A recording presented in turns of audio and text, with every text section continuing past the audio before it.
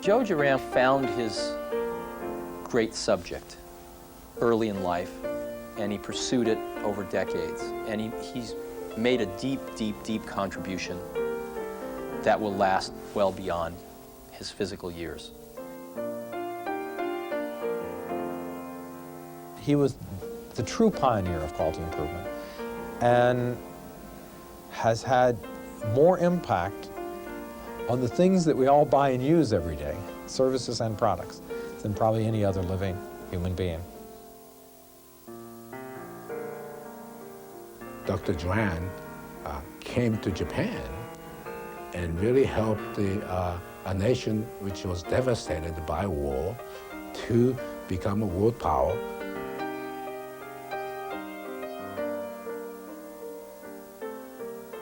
It's a kind of idealism, a determination to work to your utmost capacity, to give the absolute last ounce of what you're capable of. It's a kind of craziness. It's kind of a wonderful craziness.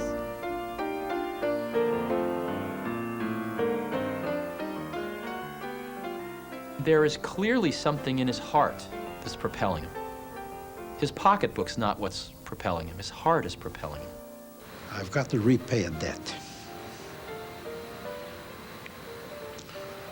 And not just to America, where, of course, there's a big debt there, but also to society generally. I'm a member of the human race. And the human race needs a lot of improvement. And I'd like to help.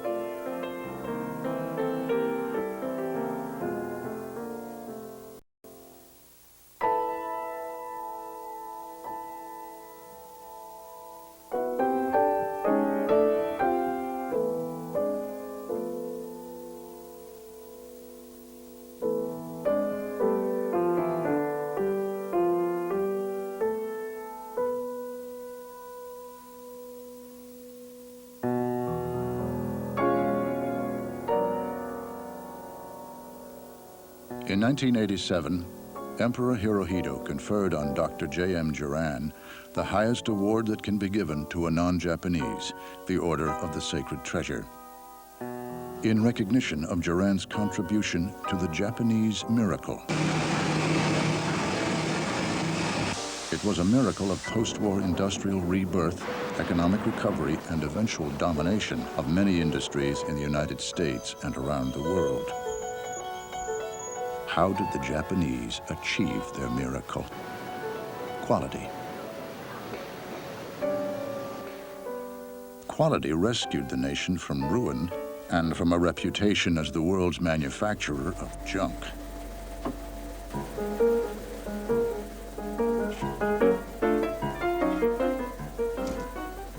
The irony was that Japan learned the lessons of quality from American business consultants, notably W. Edwards Deming and Joseph Juran. The whole direction of the country was suddenly smashed up. Complete discontinuity. Trying to achieve their place in the sun by military means, and now that was gone. They had to turn around and do it by trade if they were going to do it. It is almost impossible to realize how fragile that society was, how close to the abyss of social disintegration it was. The old leadership was totally discredited, not just purged. The new people had, all they knew was that the things they had grown up in no longer worked.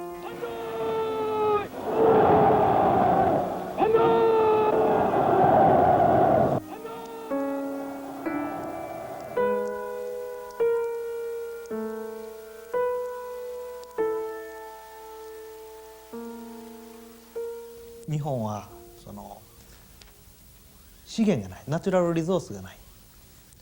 それで、要するに、工業製品を作って輸出しなければですね、食料とかそういうものを輸入してやっていけないということですね。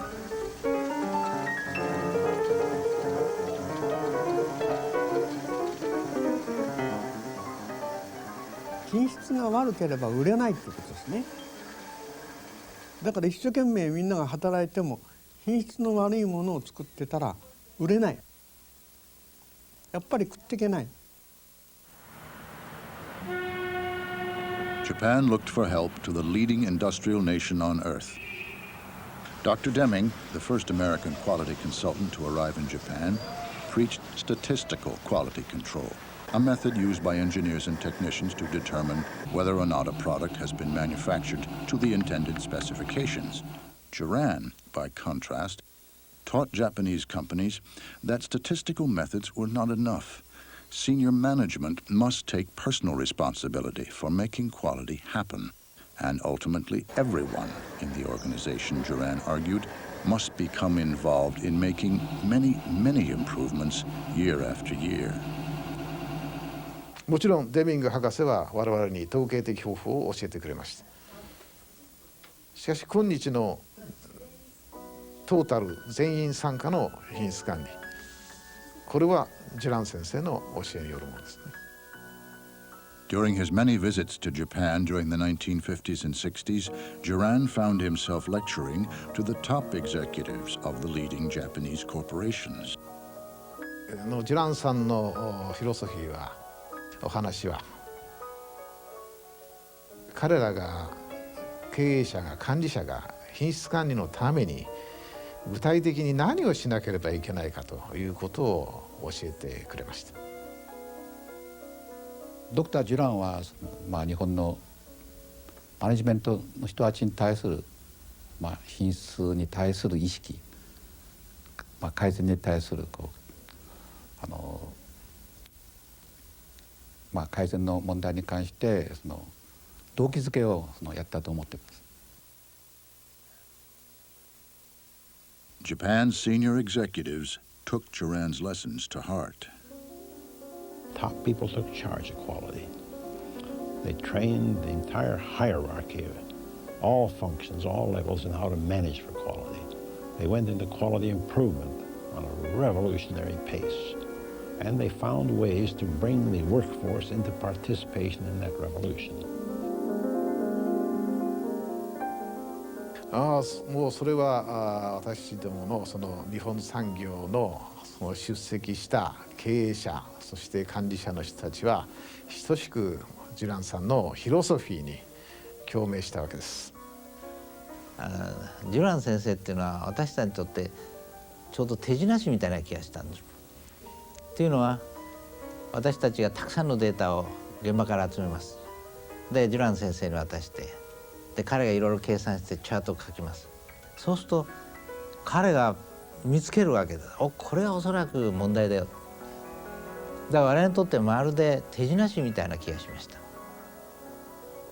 Total quality management sparked a flame in Japan that eventually ignited a worldwide quality revolution. Dr. Juran really showed Japanese people that yes, indeed, a small island nation with no resources can compete successfully in the world marketplace by having a product which is high in quality by planning and controlling and improving on it. とにかく戦争中は敵だったわけです。その敵の日本に対してですね、こんなに温かい気持ちで教えていただいたということを感謝、深く感謝してます。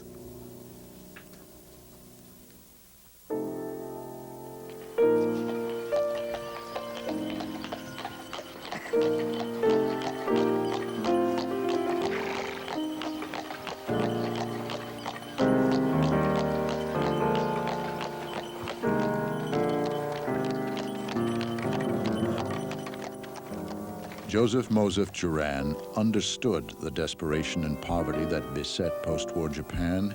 He had endured it himself. He was born in what is now Romania in 1904. His mother, Gito, illiterate, his father Jacob, a struggling shoemaker, into a culture where the line between privilege and poverty seemed absolute. Nobles will always be noblemen, said his father, and shoemakers' sons will always be tradesmen.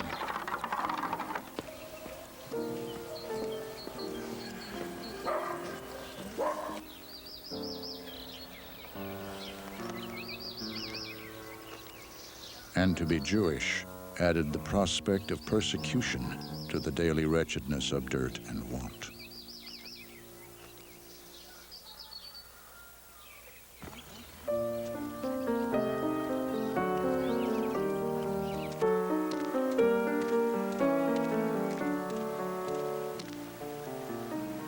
Young Joe roamed the Carpathian Mountains, fished for minnows. In 1909, when Joe was 5, his father left for the New World, promising to send for the family. Someday.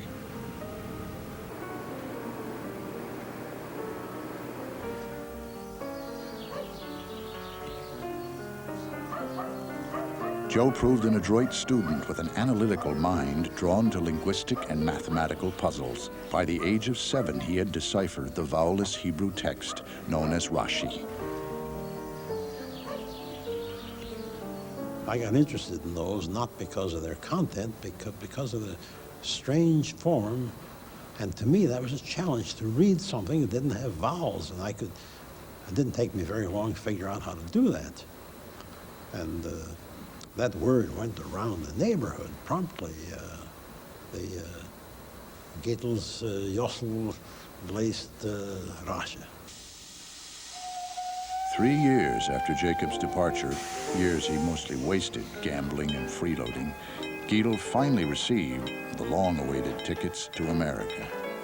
Unable to read or write in any language and speaking no English, Gittl shepherded her children by train across Europe and then by boat to Canada. The ship, that was a big adventure. Of course, we were in steerage, where the ship is divided down the middle. The women and children are on one side, the men on the other side. You have bunks. You're slotted in as though you were in an open chest of drawers. At the top bunk, you had to be awfully careful because some steam pipes that were viciously hot were threaded through there, and you had to be very careful not to burn yourself. We were a day or two in some hotel room before the connection was finally made for us to get on the train and go to Minneapolis. The first time in our lives we ever encountered a flush toilet. We had a merry time experimenting with that thing. A couple of the meals we had in that hotel, we had things we'd never seen before. Ice cream. That was wonderful stuff. In Minneapolis, the family found that ice cream and flush toilets would not become a way of life. Jacob learned early on that in America, shoes were mass-produced in factories.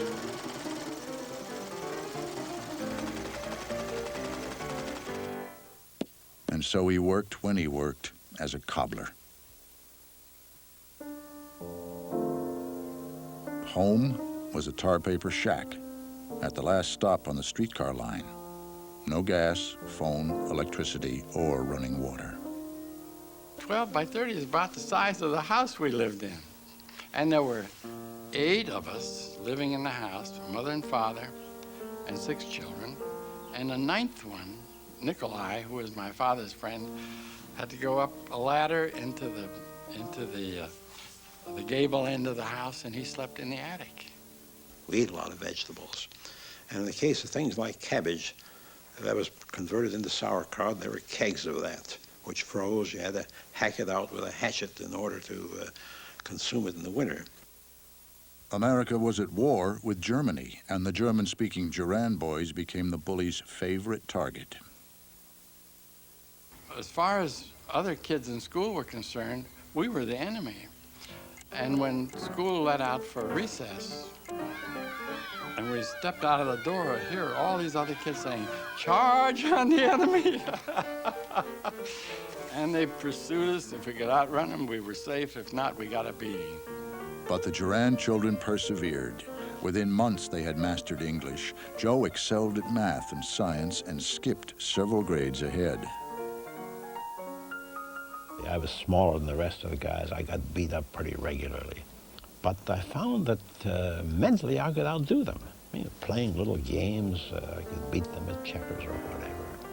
He's just fantastically equipped mentally. And in fact, I used to feel sort of in awe. I was afraid I'd say something stupid, you know, because I knew how intelligent he was, and I didn't want to say anything to make me look stupid. So I would try to be quiet around him. To defend himself against all foes, real or imagined, Joe began to develop a cocky attitude and a sardonic wit. He wrote a little poem, I still remember it. At lunchtime, they used to ring 2 bells. One was a kind of a preparatory bell, be ready because in 3 minutes we're going to go to lunch. And the second bell was the one where everybody left and went to the cafeteria. So Joe wrote a little poem. He says, "The first bell rings and everyone springs to their feet and prepares for the dash. To get there first for the wienerwurst or to grab a big plate of the hash. But who is so lucky and who is so plucky as to be there ahead of them all? Why, those gracious teachers with smiling features who leave at the very first call." I think that was cute. Joe's bravado disguised a mean streak that only grew deeper as he toiled afternoons, nights, weekends to help the family survive. In those days, if you were an employee, you were just everlastingly held down by employers, exploited. And I was exploited. I did everything imaginable. The corner grocery store needed somebody to help out. I had a flypaper memory in those days. I could remember the prices of everything, and I was very precise about things. So he took me on. I became the bookkeeper for the the ice house, in spite of the fact that I didn't know anything about that. What saved that situation was that the owner was completely, even worse than I was. I took on laboring jobs, everything imaginable, so long as it provided some degree of income. There was a situation that I felt the world's against me, and I was on the prowl for revenge. Despite his disagreement with the world, Joe learned from his labors. Joe was fascinated by time-work studies, whether it was more efficient for a fellow to use a great big shovel, which got you tired quicker, or whether you'd be better off with a small shovel and you didn't get tired and you could work longer. And that kind of thing absolutely fascinated Joe, and I think it has some bearing on his work. In those difficult early years, Joe could rely on one person to steady his life. I think closest to a role model has been my mother. And that's a strange thing in some ways. Here you got somebody, illiterate woman, superstitious, I mean, deeply religious, but with plenty of superstitions. But in terms of humanity, in terms of integrity, unselfishness, there's nobody that's ever gone beyond that.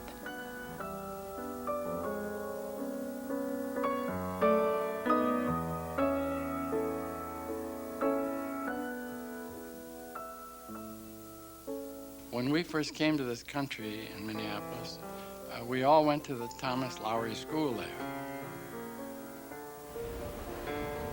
One time I remember a big blizzard while we were in school. And when school finished, But there was a mother who had trudged through the snow. She showed up at the school. Now, that was about a mile from our house. She presented me with 5 cents to take the streetcar home.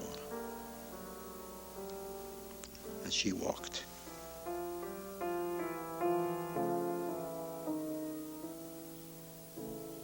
Her enormous strength was, she had a terrible life. And I think the only thing she got out of life was her children. And this unbelievably dedicated to those children. Didn't matter what hardship she endured. At 39, Guido Juran fell ill. In those days, even hospital care could not save a patient with tuberculosis. I remember one of my visits there, neither of us said a word. There she was dying, and I knew she was dying. Of course, she knew she was dying. And I doubt commiserating with herself about what a horrible life she'd led. I suspect just feeling the warmth of the love she had for her children was enough.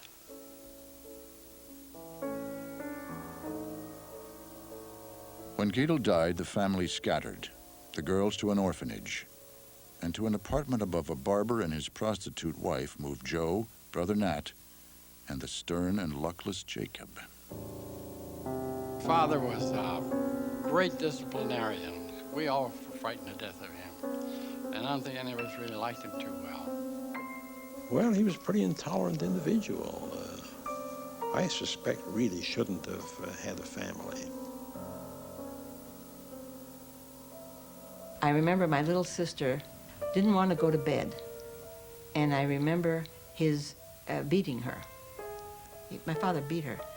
I remember her screaming and crying because she refused to go to bed. So we weren't allowed to go against his wishes. I went to a party, and I asked my father if I could go. And he said, if you're home by 10 o'clock. And the first thing I noticed, it was 11 o'clock.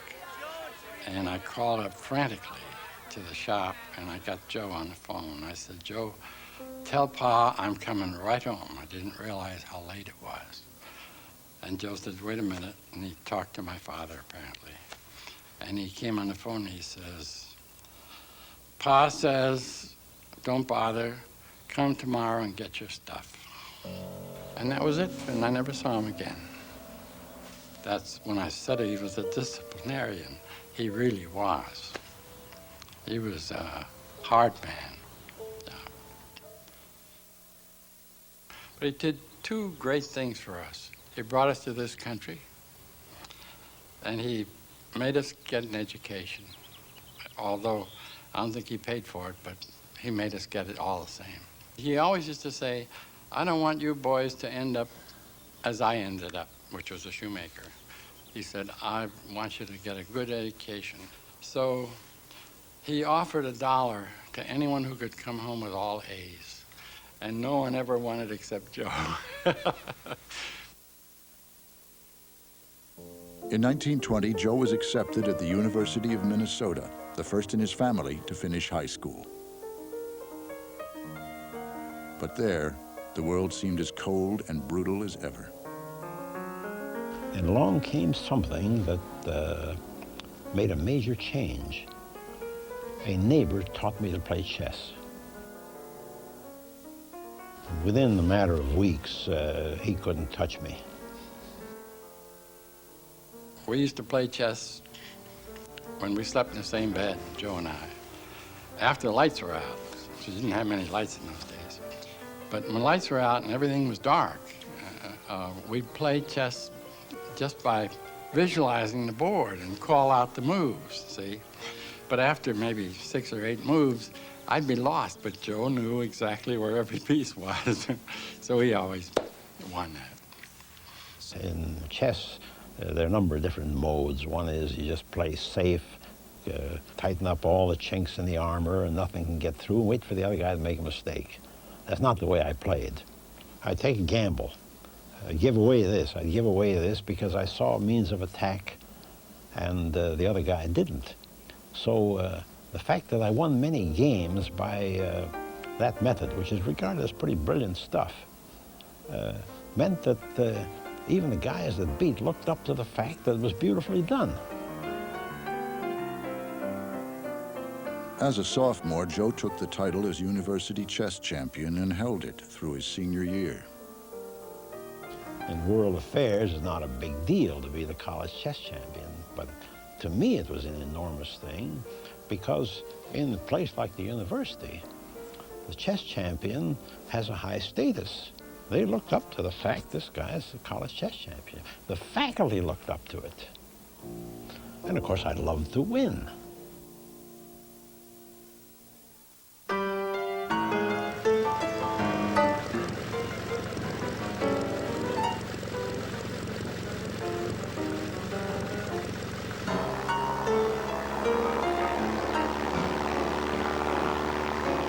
In the early 1920s, the first technology industries were emerging. In particular, Americans had developed a seemingly insatiable appetite for telephone service.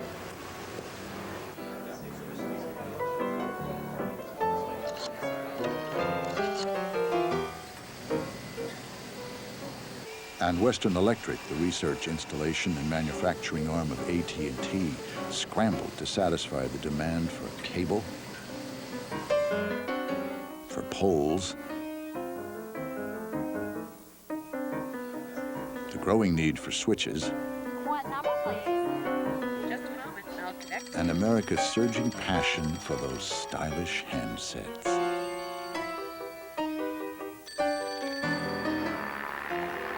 Western Electric's major plant, the Hawthorne Works in Chicago, was hiring 300 new people every month.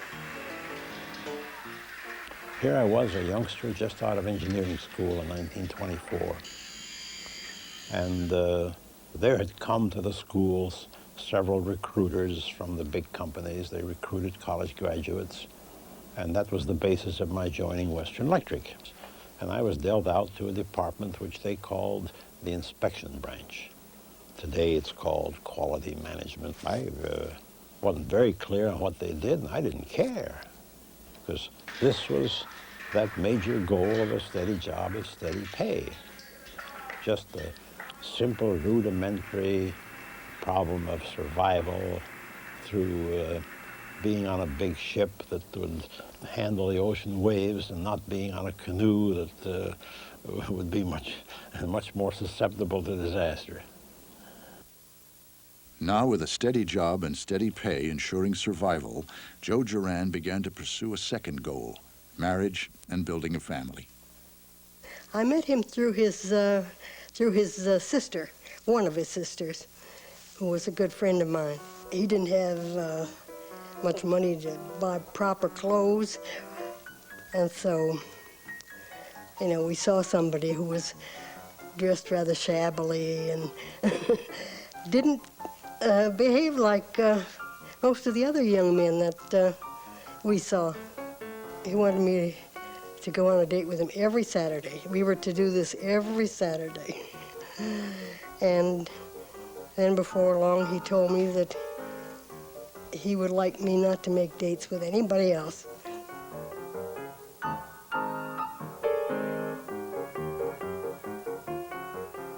The wedding was a very simple situation. It wasn't really a wedding, it was just a marriage ceremony. It was so different in those days with young people. The most important thing was to have a family. And you didn't worry about whether the income was going to be enough to do all the things you wanted to do. You just would manage on whatever you had. But Juran had no intention of managing on so little for very long. At the Hawthorne Works, he started out as one of 5,000 inspectors practicing a primitive form of quality control.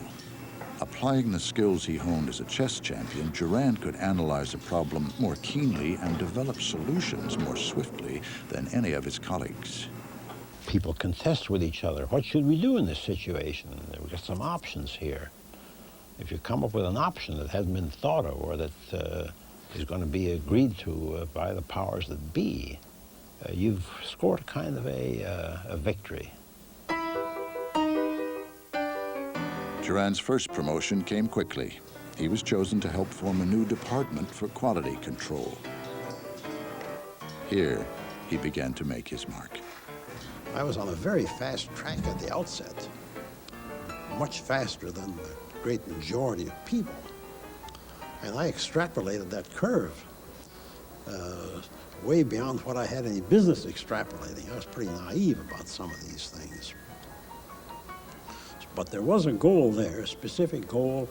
I want to climb up into the stratosphere.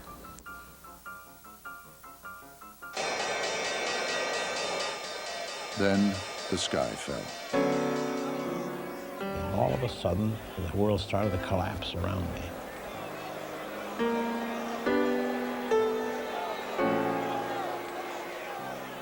People that'd been there 20, 25 years found themselves suddenly laid off. I mean, here's a factory employing over 40,000 people and being shrunk down to about 7,000.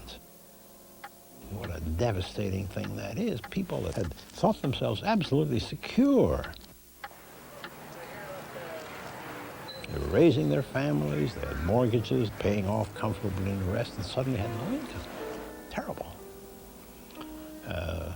And I saw that as a very real threat to myself. By that time I had 3 little kiddies, and my biggest concern was, are they going to have to endure the poverty I went through?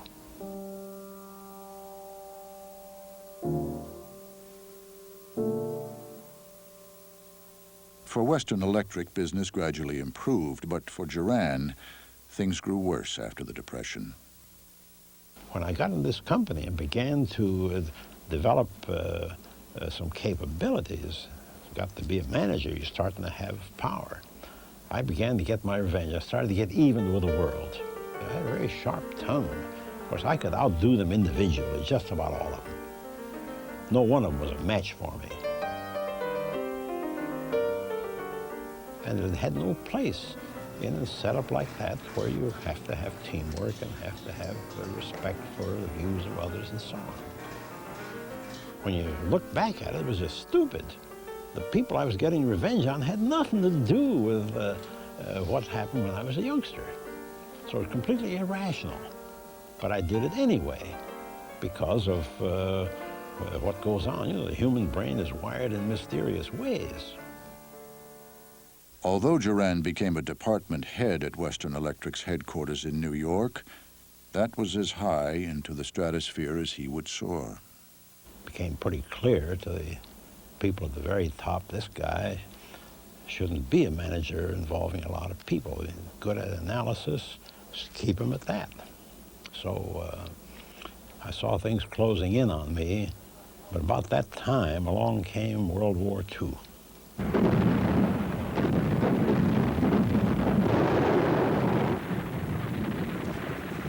Somebody had given my name to Stettinius, the Lend-Lease administrator. Peace cannot be kept by force alone.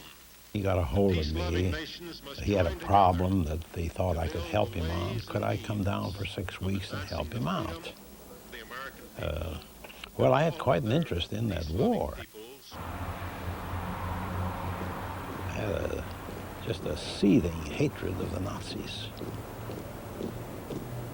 And they were a threat to me personally and my family. So I took a leave of absence. In Washington, the Lend-Lease administration was established in March of 1941 to provide supplies to Allied nations, everything from dried eggs to fighter aircraft. But within months, it was a multi-billion-dollar tangle of red tape, paperwork, and government agencies. It soon became clear that while each of these agencies was very knowledgeable about its particular role, none of them had a clear understanding of the overall process of moving something from a factory until it got on a boat and was on its way to its destination. I could see until we armed each of these members of that team with that knowledge, we weren't going to be able to solve this problem. Juran's 6-week leave would turn into a 4-year mission. It was very altruistic, since he took a big cut in salary, I guess. Yeah, he did. It wasn't easy for the family. Juran mapped out the steps in the Lend-Lease process like moves in a chess problem. Now they could see, here's the overall process, and they could see what would be the effect if we change something here, what's the impact over there. And we had about 18 or 20 of these principal documents. We found ways to cut that down by about 50%. He almost went broke working for the government. He was working 90 hours a week down at Lend-Lease. Within 6 months, goods began to move. I look back on that as a very useful accomplishment, and in a way I was surprised. I was no expert in government operations, but nevertheless here was a problem that lent itself to analysis by tools that I was familiar with and which could be applied anywhere. So it stands out as one of the big quality improvement projects of all time. I think he's missed a great deal by this uneven giving so much of his time to work and not enough time to the family.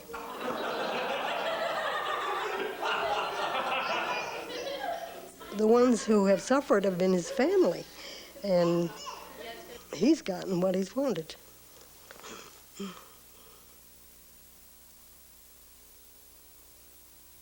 My son commented on this matter of success that I had achieved.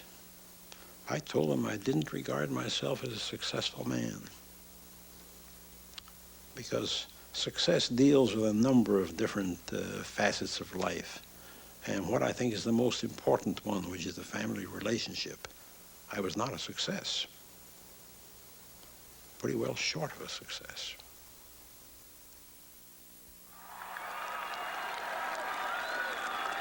With World War II ending, Western Electric expected Juran to return. And that's when I made the decision, I don't belong in a big organization. Misfit.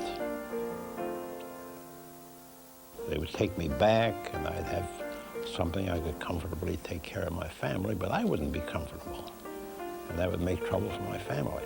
So what I decided was, here's this field of management, which I'd gotten to know a good deal about. I'd had a lot of experience in it, in several different areas of management. And my conclusion was I'm going to spend the rest of my life on that subject. And I'm going to be the complete Renaissance man with respect to it. I'm going to philosophize, I'll theorize, I'll lecture, I'll write, I'll consult, I'll do the works. But there was no ready-made job. Didn't exist. I had to piece it together.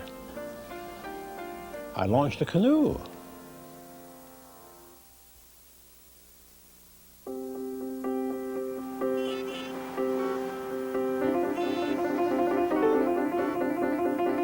Juran launched his canoe just as American industry launched into a post-war boom.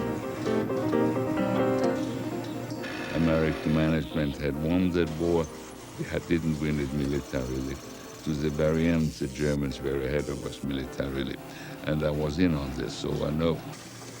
We won it because of our productive capacity and our management ability and our ability to get supplies to any part of the world and coordinate them. The United States had had this incredible war experience in building up production facilities that nobody else ever had, and was having success that no one else had ever had. In this heady climate of growth, Juran methodically assembled the pieces of his new life. He was obsessed with work. He was addicted to work, like some men are addicted to alcohol. No matter what he did, he always put his best into it. Everything was perfect. It had to be. There was only one way to do things, and that was the right way. Juran consulted with major corporate clients, taught at New York University, wrote books, lectured through the American Management Association.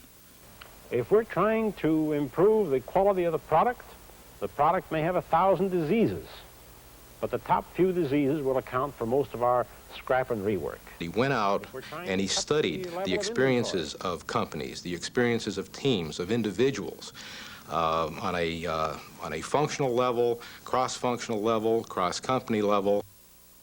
I could discover things going on in these places that the managers couldn't. I could see the forest and they were just in the grass blades. Well, they appreciated that. To them, there's wizardry involved here, bringing that kind of meaning out of things they'd been looking at for years and had never seen. He studied the commonalities that existed in all of these various teams and individual activities and then generalized based on what he saw. He has the ability to take something that's very complex. Here are some eggs incubating. And make it very simple. Why not take a Bunsen burner and apply it? So we get hard-boiled eggs. Here's a supervisor who resists change. If we apply a Bunsen burner to him, we again get an unexpected result. He saw the same quality problems in company after company. Poorly designed products, cumbersome processes, too much waste, and the same unwillingness on the part of senior executives to acknowledge the problems. When you're making half of everything in the world, when you're the most productive companies the world has ever seen, not just at that point in time, but ever, who can tell you you're doing anything wrong?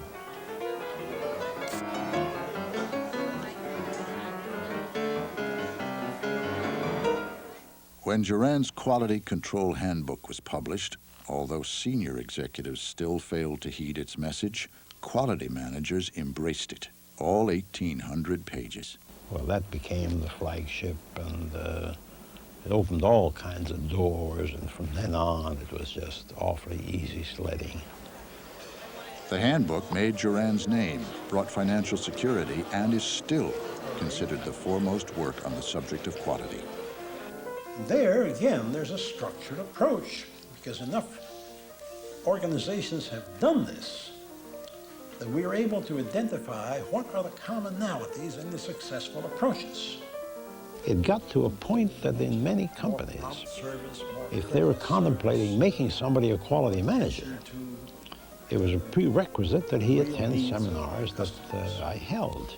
I mean, it reached that On state. that side of quality, which is aimed at income, I had a very dedicated audience, and got to be a loyal audience, followers, disciples, whatever you want to call them, because I'd written the handbook. They call it the Bible. Got to be the international reference standard. It was the handbook that caught the attention of Japan's industrial leaders in the early 50s. But America's top executives continued to ignore Juran for almost 30 years, until they began to get the message from American consumers. We do need a crisis to make sea changes of one kind or another. And the Japanese had a crisis of their own, and by becoming better, they created a crisis over here. Well, take color television. That was one of the early industries that got into a crisis. It took place during the 1960s, when the Japanese began to produce color television sets that were competitive with respect to the features, but were superior with respect to their life. They didn't fail nearly as often as ours. One by one, American television manufacturers went out of business. But only when Japanese imports threatened the automobile industry did America's senior managers finally wake up to quality. American companies flailed away. Some of them, of course, tried to just keep the imports out, get tariffs established, get quotas established, file lawsuits against the Japanese, accuse them of dumping and so on. And that had some effect, but of course it's not a basic solution. Basic solution is to become more competitive. But how? Thousands of companies look to Joe Juran for the answers. As the crisis in quality began to hit this country and got deeper and deeper, then of course top managers were drawn in and they became part of the audience. And then I made the discovery that what I'm telling them doesn't fit their needs. I had to redesign, or I had to design something special for these top people. To the ability of companies to compete, their ability to reach world-class quality, and their ability to survive. Juran told top managers, first in Japan, then around the world, that quality could help cut costs and improve profits. And mobilizes a team to attack the chronic waste, and in this case, successful. His message was that we've got to start to talk in their language. Their language is typically the language of money, presenting the quality problem in terms of the monetary loss that occurs is the way to talk about quality. Quality, Juran told the chairman of Rolls-Royce aircraft engines, could drastically cut costs by reducing the amount of rework required. It never occurred to him that here's an opportunity, a return on investment. He's very familiar with the return on investment. But the idea that here is something that could outperform everything that he was doing had never occurred to him. It was put to him in language he could understand. That was the key to it. That had never happened before. The key contribution of Dr. Juran, I think it's been in his credibility with senior managers that says, here is something we ought to be looking at, here's what you need to move forward, that if you don't follow some form of quality approach, you're going to start moving to the wrong end of the food chain. He was basically the innovator of most of the ideas that people talk about as continuous quality improvement now. Continuous improvement at a rate beyond what we ever dreamed of. We've had statisticians, we've had motivators, we've had all sorts of people who've concentrated on specialist aspects of the subject. But Dr. Juran clearly pointed out that unless we manage the whole business with quality as the prime prerequisite, then all these other things will end up with sparse results instead of total results. He has been a world leader who has looked beyond borders and been able to carry know-how to all parts of the world. And in that sense, I think one has to say that any true listing of great leaders of the 20th century must include Joe Juran. The President of the United States.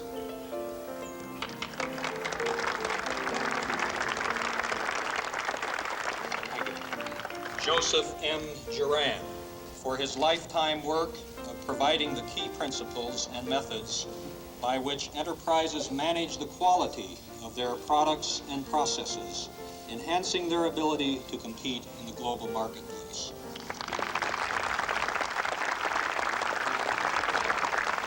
To the extent that I can carry conviction, because I am a true believer, get the quality right, make it the #1 priority, get it into the business plan, get the improvements going at a revolutionary pace, and stop worrying about anything else.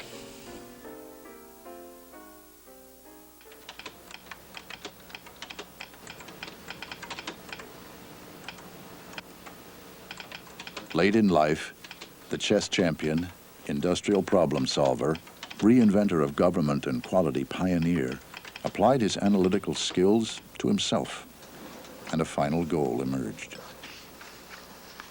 Came to feel, and this didn't come easy,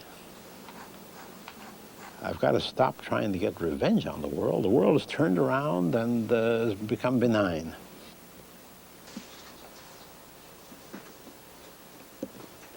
In one sense, the most important event in my life was my dad coming over here and then bringing us over. Look at what we avoided. We would have been dragged into that Holocaust somehow, and whether we would have survived it is very speculative. Happy birthday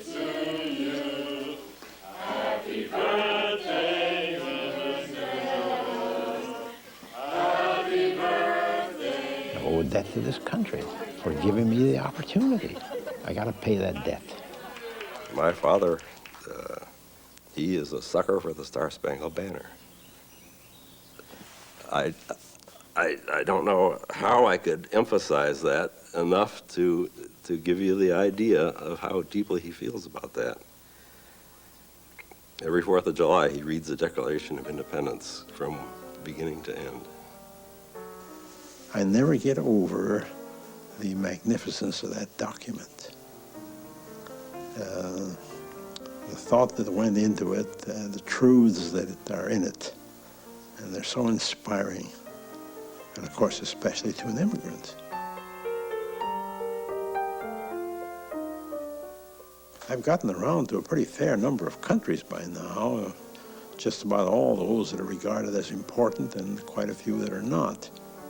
And I don't know any of them in which, in terms of the practice, adherence to those truths is practiced as it is here. We're in a wonderful country. Through an institute and a nonprofit foundation, Joe Juran now applies the lessons of quality to the global challenges of technological development and protecting our environment. The quality revolution, which is now taking place inside industry, is now moving out in the society, in the environment, and I think it now impacts on every man, woman and child, and I think in the future this revolution will continue.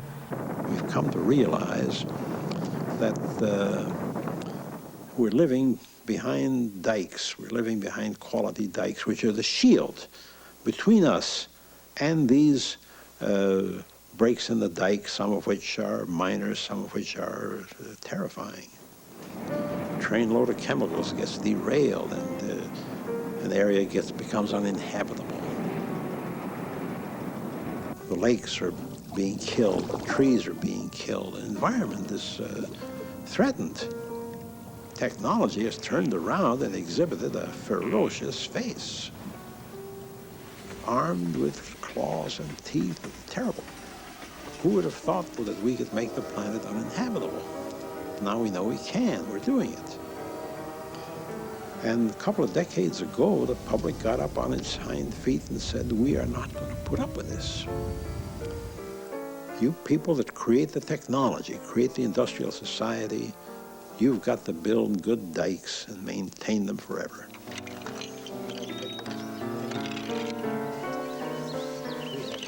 To me, it's a more profound fact of life than the Japanese quality revolution.